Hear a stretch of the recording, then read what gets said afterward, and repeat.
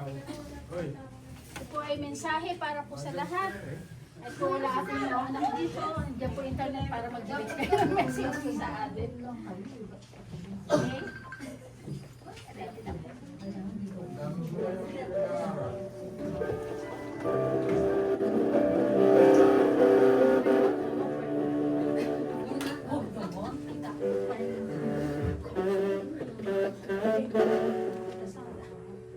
Hindi ko pa mabigat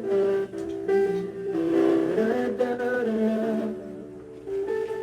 ang mga ngiti mo mayroon ko. Pilit itatago, hindi naman ko. Mabilis na panahon, hindi ko nakikita.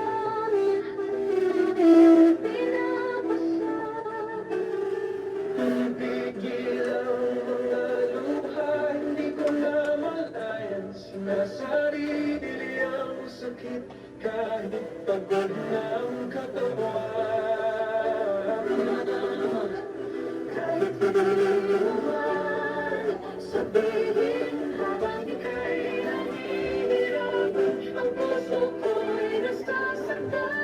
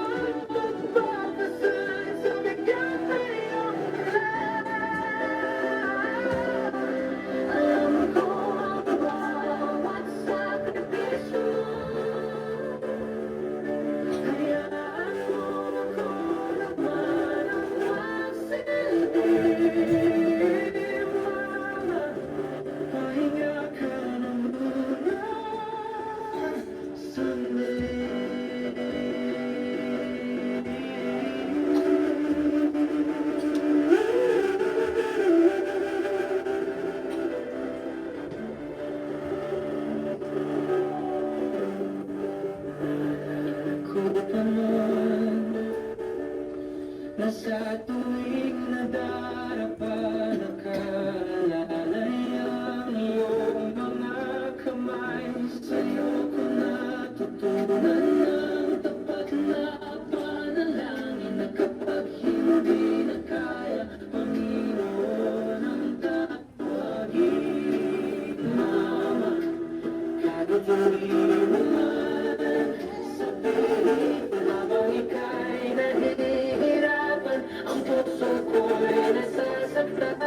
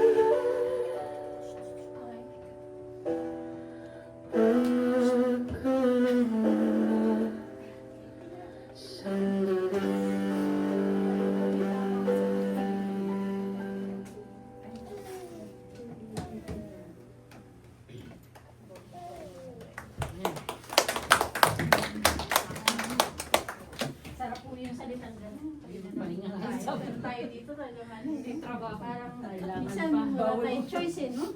Kailangan pa magtrabaho. Pa rin. Tatanggapin ba natin yung pahinga? At saka talaga bang ano, sinasabi sa atin ng mga anak natin yan na magpahinga ako muna, mami. Or nanay, yun na. Kasi kailangan pa nila tayo. So, talagang ganun. Pero, hindi naman mahirap sa ating gawin dahil meron tayong pagmamahal. Kaya hindi sa Panginoon kung may pagmamahal tayo sa Kanya, nagagawa natin sumunod sa Kanya. Katulad po ng sinasabi niyo.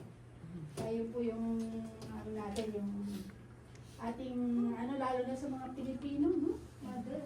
Nakita ko yung kaibahan ng mga Pilipino mothers talaga. Talagang nandun yung pagmamahal, sakripisyo. Nawili. Kasi may pinapanood ako ngayon. Nagganon yung parang dating. Na talagang sacrifice siya. Talagang ano, sobrang sakripisyo. Na ida po yung kahit na anong papahamakan, willing ng pero hindi yun tama. Kami, not a good example. Ngayon po, tinatawagan ko ba isa? Yan, po na, sino po gusto sa inyo na mag-share about your, kahit dalawa o isa, na gusto mag-share patungkol po sa kanilang nadarama patungkol sa kanilang anak, namimi sa kanilang anak. Gusto niyo pang ano, baka hindi niyo.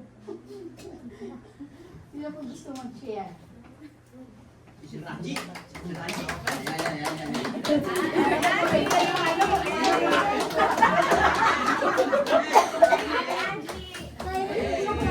Miss yung anak.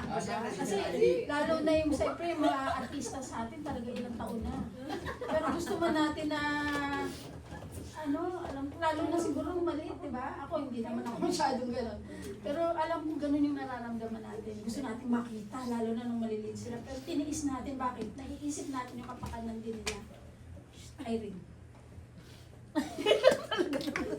Kasi si Irene, nung bata, maybe, hanggang sa lumaki na mas malaki na sa kanya ngayon. Nakita niya lang maliit. Tapos, so, tingnan natin kung ano yung gusto niyang kasabi sa siya yung isa example eh. At saka pa, sasabihin ba sa anak mo kasi magaling ka? Ano nga sabi ko, kaya maririnig yun. Mama, pahinga ka na muna. Lalo na ako, isa lang ang anak ko. Ay, kasi ako nagpunta dito sa Korea 2002.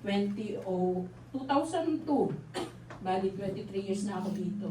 1 year old lang yan ako, hindi ko nga siya nakitang lumakad. Sakto siyang isang taon kasi December 30 siya nag-isang taon, January 6, 2002, kung mali ano na ako.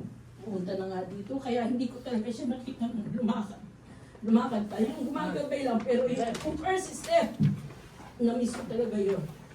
Pero at least yun, 5 years naman ako na ano nung nakaka-uwi, up to 2007. Yung 7 years siya, nandun din ako. At least yung 1 year old niya, tsaka 7 years, nandun ako kasama niya ako. Na-celebrate namin yung dalawa. Pero yung 18 niya, yung from 2007, ay 8, bumalik ako dito na sa tourist, hindi na ako nakauwi. Kaya yung 2008 to 2026, bali 18 years na. Pinipilit ko naman na hanggang kaya ko talaga na makakarating dito. Pero siguro sa hindi pa talaga panahon sa akin ng Panginoon. Pero darating din siguro yung time na nasabihin niya na, Mama, pahinga ka na. Yun ang dalangin ko. Lalo na 18 years after, hindi ko siya nakikita ng, ayun, buti na nga lang, may social media, may ano. Pero iba pa rin yung nayayakap mo, personal na sasabi mo sa anak mo na, mahal kita, anak. Panginoon sa lahat ng mga nanay. Meron pa po ba? Hindi makapigil.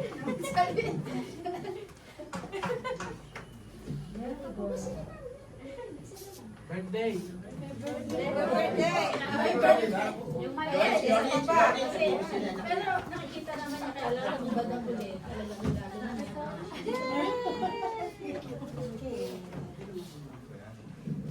Gusto ko malaman yung ba't ako naiyak. Hindi, yung nanay ko naalala ko. Actually. Pero naiyak ko kasi hindi ko makakauwi. Siyempre tama yung kailangan ko ng mga anak ko. Isa lang ang anak ko, pero dalawa na. Kasi asawa niya. Tapos may dalawa na ako. Hindi ako umiiyak kasi yung dadamdamin kong mahihirapan ako. Gusto ko mag-stay dito actually. Pero umiiyak ako dahil miss ko kasi sila. 6 years na yata. At least kung sana nakaka-uwi ako. Pero 6 years na, yun ang pinaka-pinirap at pinagdadaan natin. Kumikita tayo ng malaki dito. Kung sarili lang natin, ang saya dito talaga. Pero yung, ang kalaban natin, yung hindi natin sila nakikita. Yung anak ko nga umalis ako doon, payat pa yun eh.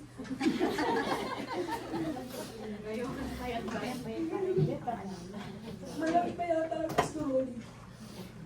Yun yung, alam mo, yung ang tindi, di ba? Kumbaga parang, ang tagal, kahit sabi mo 6 years lang, lalo na kayo sinasabi niya, sobrang ang sakit mo. Ako nga, yung tapos dalawa na yung apo ko, lalaki na, yun, di ba? So parang ang tagal na, yun yung nakakain, yung mga moment. Yun yung yung anak ko, nagkasakit siya nung bata, pero nandito tayo eh. Kailangan natin magtrabaho. Yung naalala ko, pag nagkakasakit siya, wala ako doon.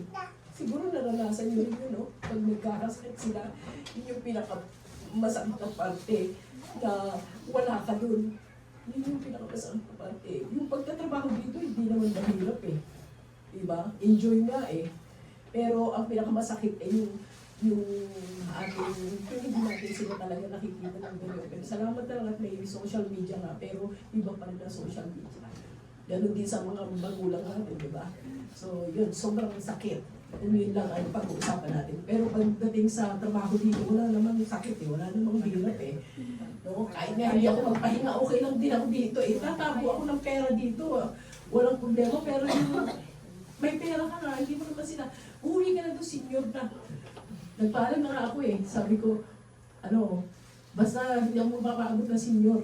Mga 59 years old. Siyempre 53 na ako, di ba? So, ilang taon pa. Diba? Anim pa. Anim pa ba? Oo. Kaya sabi ko, okay, may oras pa. Huwag hindi ako abot na senior. I promise. Diba? Lahat tayo, hindi tayo abot na senior dito, ha? Kaya yun, salamat purihin ng Panginoon. Kung wala tayong Diyos, hindi natin ito kaya. Amen. Diba? Kung wala ang Panginoon, hindi natin kaya talagang malayo. Uuwi na ako talaga, promise. Pero andyan ang Panginoon eh. Alam natin na ang Panginoon ang kumakalinga sa ating mga mahal sa buhay. At saka tayo dito, pinagpapala tayo ng Panginoon. Kaya yun, purihin ang Diyos sa Panginoon lahat ng papuri. Kung meron pa. Sige.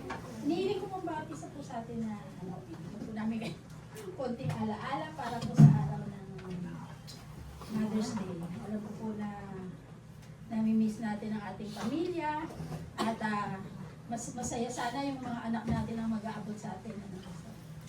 Meron tayong anak dito.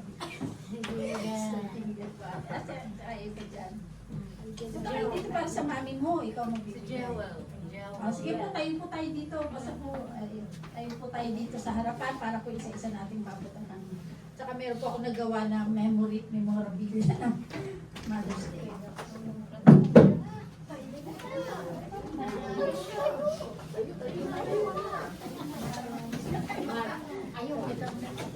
Yung mga yung mga single, yung mga mag-aabot. Single mother? Single mother? Makuha lang single mother. Yes, single mother. O, single mother.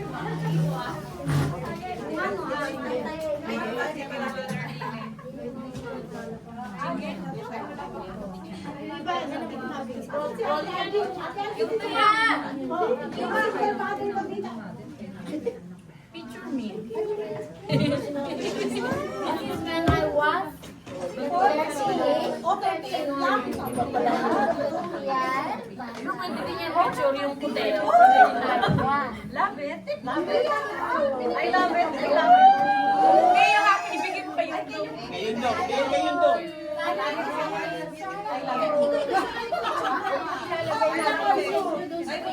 Thank you.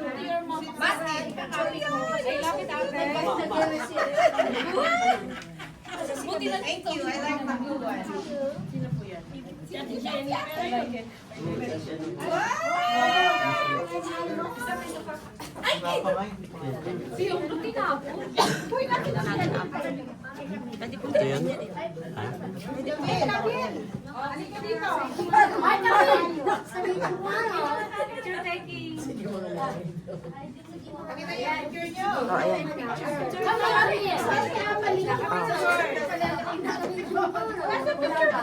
Ah, Tinatanong tuloy ni Jewel, may anak na daw ako.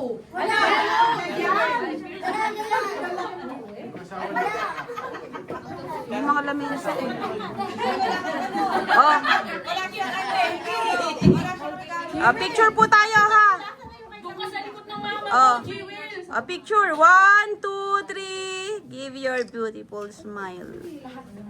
Isa pa. 1, 2. Ay, hindi ka mother. Ano si Pastor Rolly nandun, no? Anak niya yun! Anak niya! Anak ko lang. Oh. 1. Anak ko, anak. Sige, smile. Dito naman. 1, 2, 3. Isa pa. 1, Di ba pwede? Anak pala? Okay. Okay.